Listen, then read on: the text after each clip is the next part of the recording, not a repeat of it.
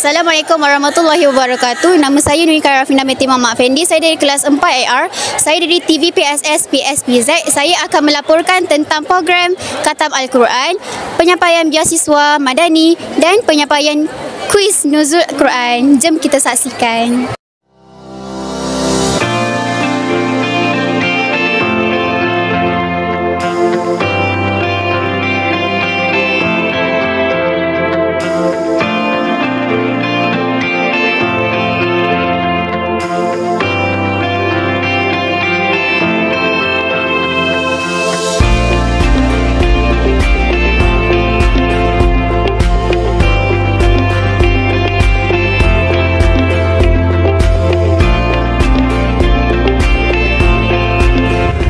Assalamualaikum warahmatullahi wabarakatuh. Alhamdulillahi rabbil alamin. Minal jinnati wan nas. Allahu akbar walillahil hamd. Yansu illal mutahharun tanzilun min rabbil alamin.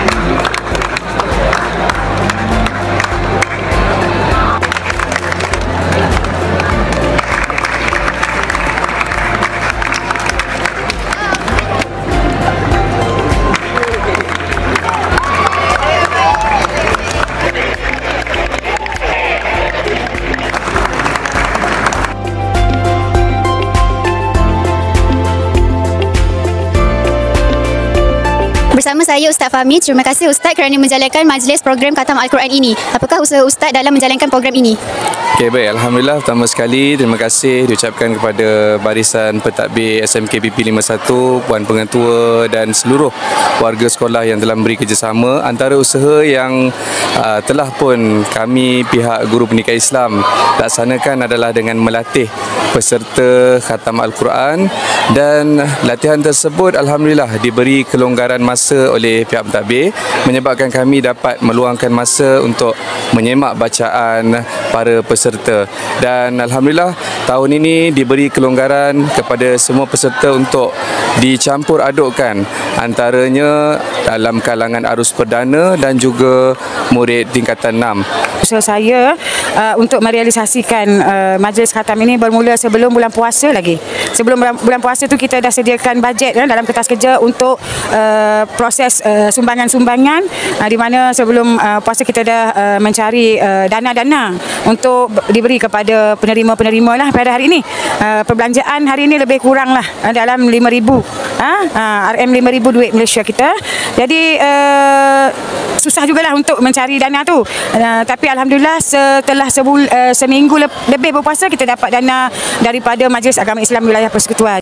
Susun aktor, pengurusan acara diberi kepada AJK. Untuk hari ini kebanyakan AJK-nya terdiri daripada guru pendidikan Islam dan juga guru pelatih pendidikan Islam yang banyak memberi bantuan khidmat tenaga, idea dan sumbangan-sumbangan individu pun ada. Kita agihkan mengikut keupayaan lah, disebabkan kita hanya mampu setakat 50 orang sumbangan rahmah, maka mungkin di lain masa kita boleh tingkatkan lagi jumlah sumbangan yang kita dapat.